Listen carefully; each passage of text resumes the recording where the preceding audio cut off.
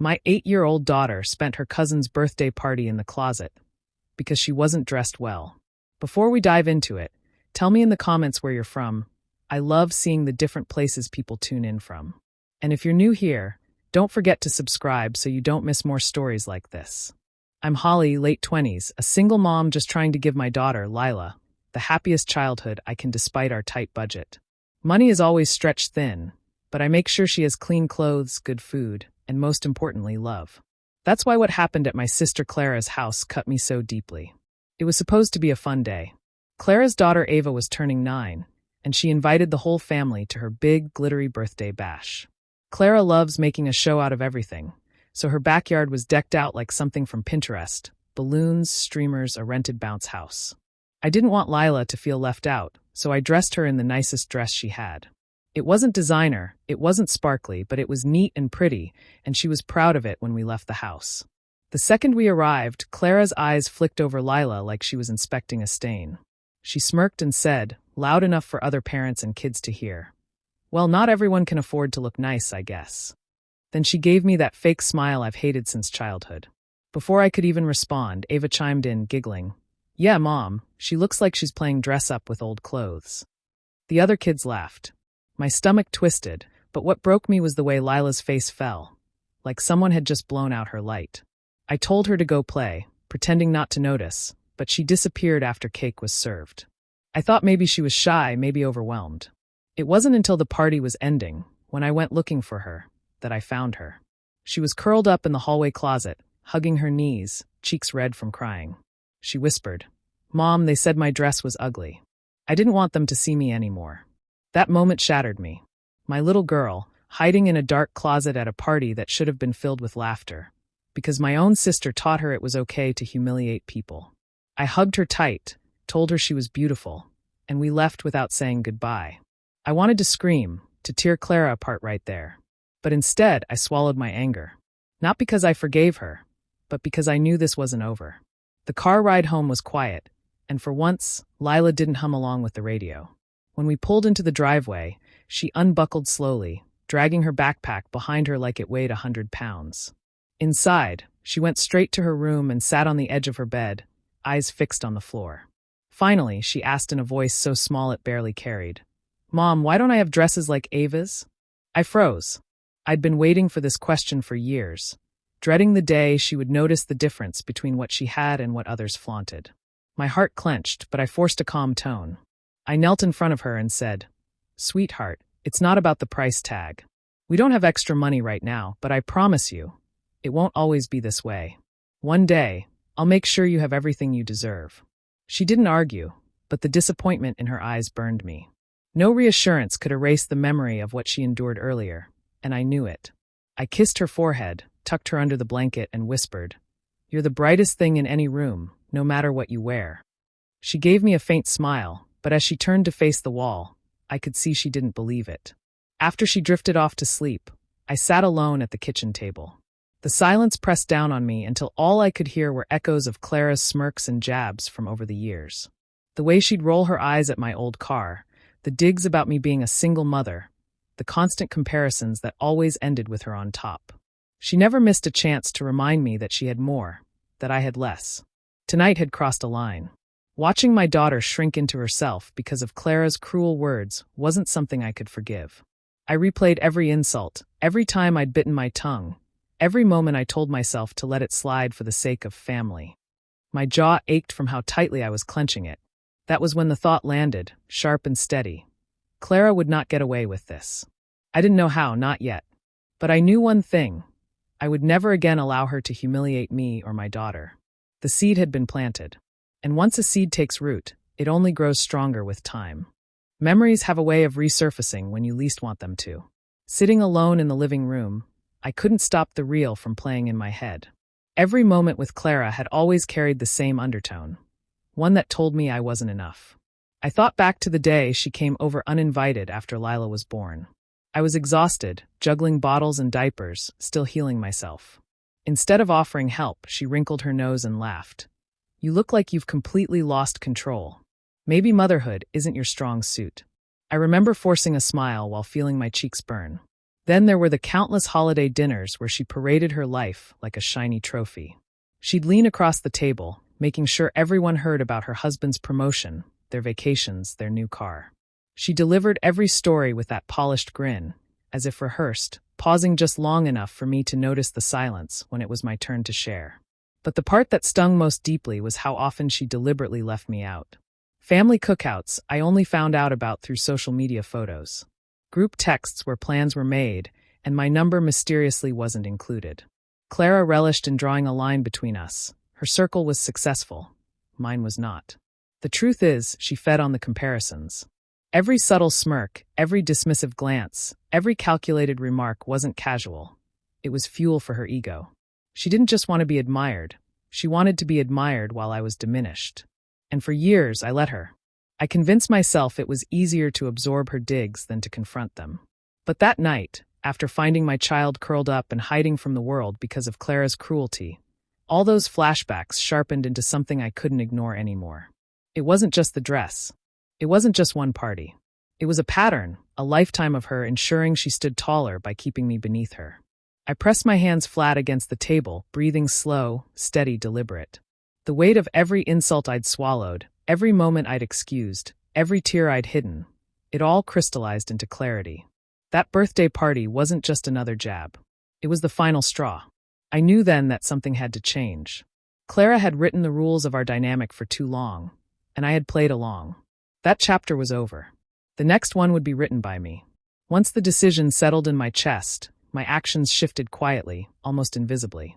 I picked up every extra hour work would give me. Nights stretched later, mornings came earlier, but I welcomed the exhaustion. Each paycheck grew by just enough to tuck something aside. I opened a small envelope and slipped bills into it week by week, hidden in the back of my dresser drawer. It wasn't much at first, but it was the start of something bigger. At home, I didn't share the details with Lila. She was too young to carry the burden of numbers on a page or balances in a bank. When she asked why I wasn't always there at bedtime, I kissed her cheek and promised, "We're building toward brighter days." Her little head would nod, half asleep, content with that answer. I wanted her to hold on to hope, not worry. Meanwhile, Clara continued her routine as if nothing had changed. She still called me with her updates about new purchases, still bragged about Ava's extracurriculars, still angled her words like tiny knives meant to remind me of my place. I answered politely, never giving her the satisfaction of seeing my true feelings. To her, it must have looked like she was still ahead, still untouchable. That illusion worked in my favor. Letting her think she'd won gave me cover. The more she underestimated me, the more freedom I had to prepare. Every condescending remark, every smug tone only strengthened my resolve. I wasn't going to confront her with empty hands or wounded pride. I was going to strike when I held something undeniable in mine. In the quiet moments, folding laundry, stirring soup, walking home after long shifts, I turned over ideas in my mind. How do you expose someone who thrives on appearances? How do you strip away the mask they've worn so long it feels permanent? My thoughts were no longer about surviving her jabs. They were about dismantling the pedestal she built for herself, piece by piece, until she had nowhere left to stand. The plan wasn't fully formed yet, but the intention burned steady. This wasn't anger lashing out. It was a calm, deliberate patience, like waiting for fruit to ripen before plucking it from the tree. I had no need to rush. Time was on my side, and Clara's arrogance would make her blind. As she flaunted her victories, I stayed in the shadows, building quietly. She believed she was untouchable. I knew better. Her downfall was only a matter of time.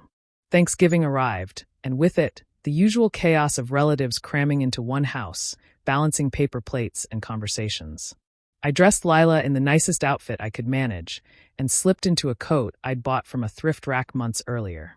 It wasn't fancy, but it kept out the cold, and that was good enough for me.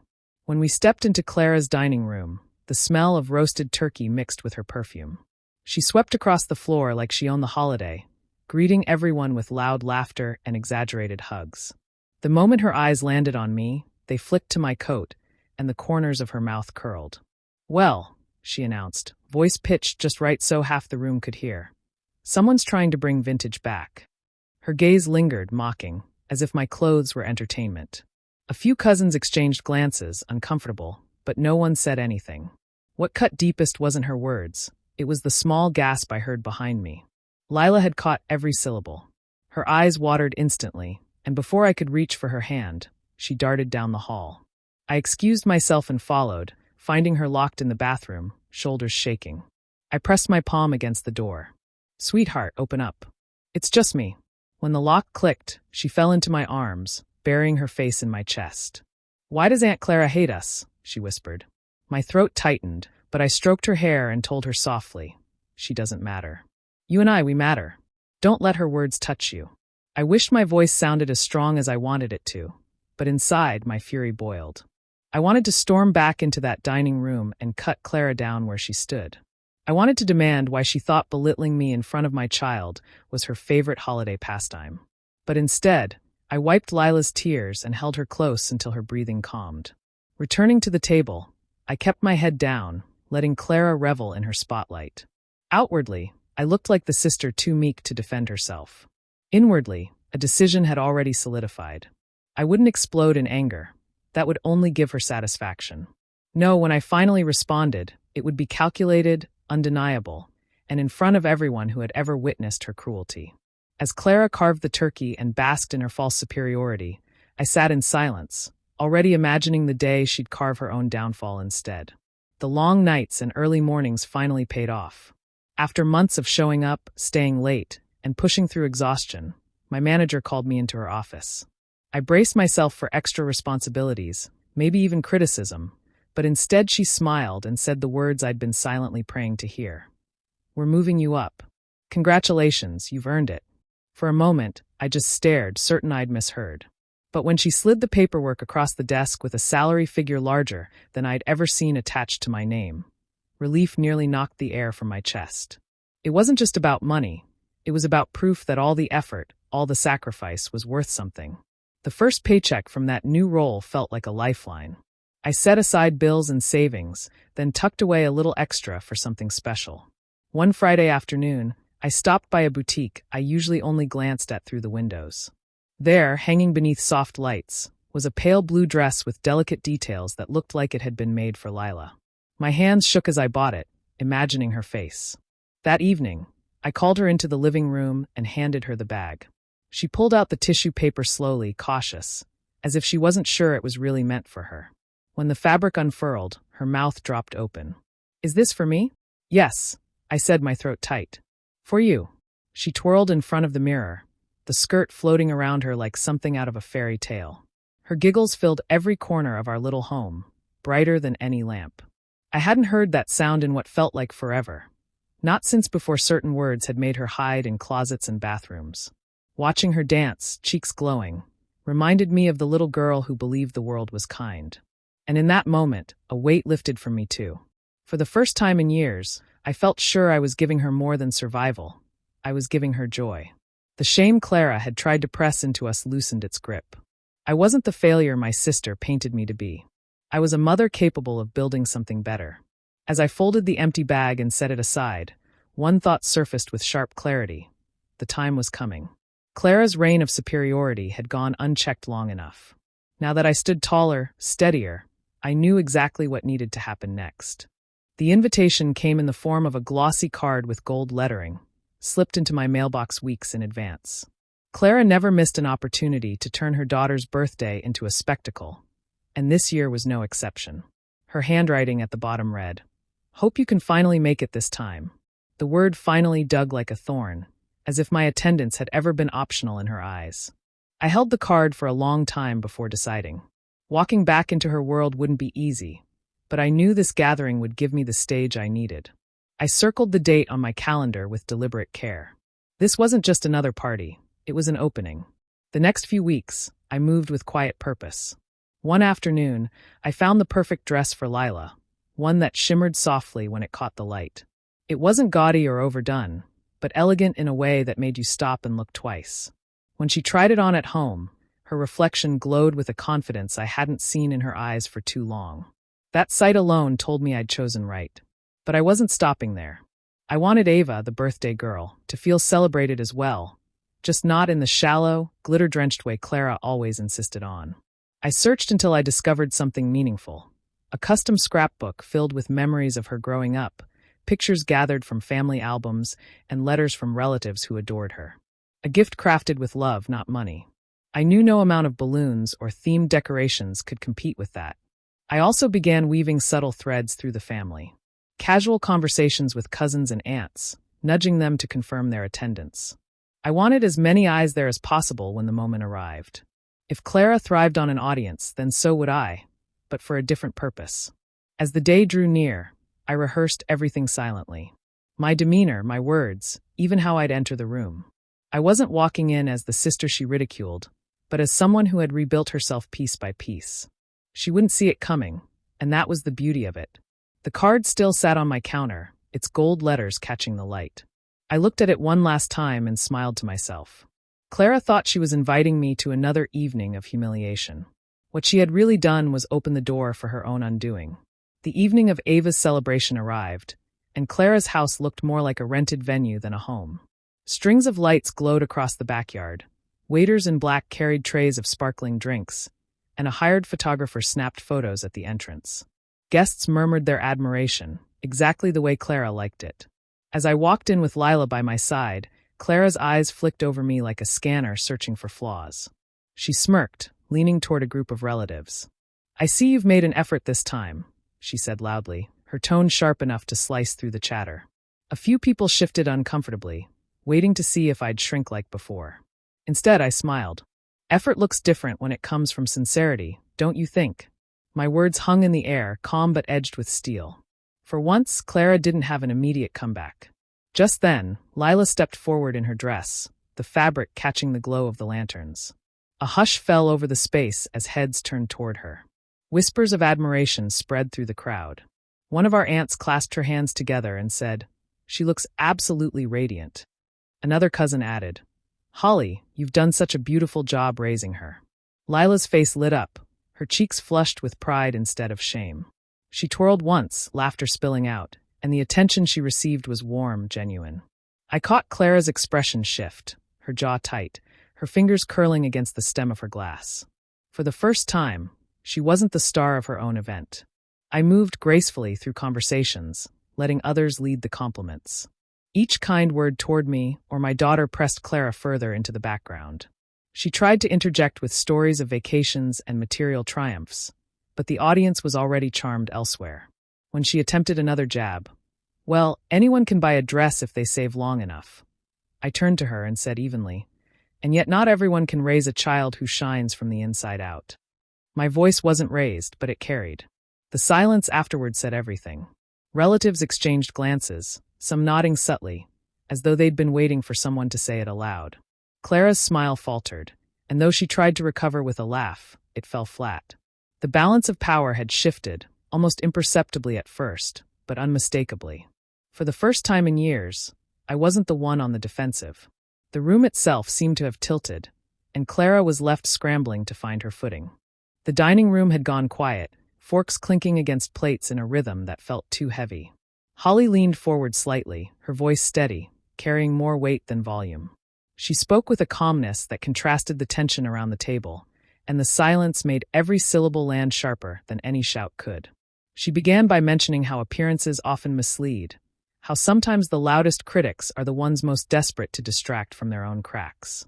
Clara shifted uncomfortably in her chair, the smile she had been wearing moments earlier faltering. The eyes of cousins, aunts, and uncles drifted from Holly to Clara, curiosity rising. Holly didn't raise her tone, but the truth she unfolded carried enough power to shift the entire atmosphere. Clara's carefully polished facade, the one she paraded at every gathering, wasn't real. Behind the show of wealth and superiority, there were late notices, creditors calling, and bills piling up in corners of her home. The supposed picture-perfect life she flaunted wasn't thriving, it was collapsing. Gasps circled the room. Someone dropped a fork. One of Clara's relatives cleared his throat and, almost reluctantly, admitted he had already heard whispers of financial trouble from mutual acquaintances. That small confirmation was enough to turn the suspicion into certainty. Clara's denial was immediate, sharp, and desperate. She laughed nervously, insisting Holly was making things up out of spite. But the laughter rang hollow, and the more she spoke, the weaker her defense became. One by one, relatives exchanged glances that carried understanding. They had all endured Clara's sharp remarks at some point, brushed off her digs at their parenting, their clothing, their choices. Now, with her mask slipping, her cruelty no longer seemed like confidence, it looked like camouflage. For years, she had mocked others to keep attention away from her own fragile reality. Clara's voice cracked as she tried to regain control of the table, but the spell she once held over gatherings was broken. Lila, seated quietly beside her mother, watched as the balance shifted. Holly placed a reassuring hand on her daughter's shoulder, not needing to say a word. The room itself testified to the change. The air was thick with judgment, but this time it wasn't aimed at Holly. The spotlight had turned on Clara, exposing the insecurity that fueled her cruelty. Relatives who once nodded along with her cutting remarks now looked at her with pity, or worse, disdain. The empire of intimidation she had built in the family crumbled, and she sat in the ruins, stripped of her power. For the first time, Holly didn't feel small at a family table. She had unveiled the truth, and with it, reclaimed her dignity. The room still buzzed with the weight of what had been revealed, but Holly didn't linger in it. She wasn't interested in rubbing salt in wounds or watching Clara scramble for footing. The damage had already been done, and nothing Holly could add would change how everyone now saw her cousin. For years, Clara had reveled in making her the punchline, but tonight, the tables had finally turned, and there was no mistaking who carried themselves with grace. Across the table, Clara's cheeks burned crimson. She avoided eye contact, fidgeting with her napkin, desperately trying to compose herself. The relatives who once laughed at her cruel jokes or politely stayed silent now kept their distance. The isolation was louder than any accusation Holly could have spoken. She no longer needed to fight. Clara had unraveled on her own. Beside Holly, Lila sat straighter than she ever had at one of these gatherings.